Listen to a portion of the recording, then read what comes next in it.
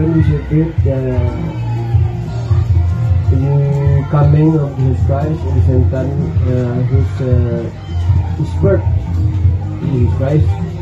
No?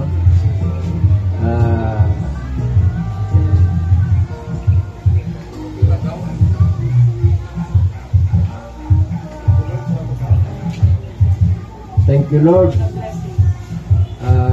for your blessing. Ini tanan na mga pagkaon kinahalad namon sa imo ay kung wala man kami gani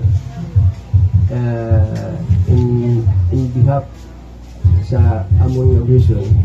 Salamat, Lord, magibigyan mo kami sa priority na makatingog subong adlaw sa imo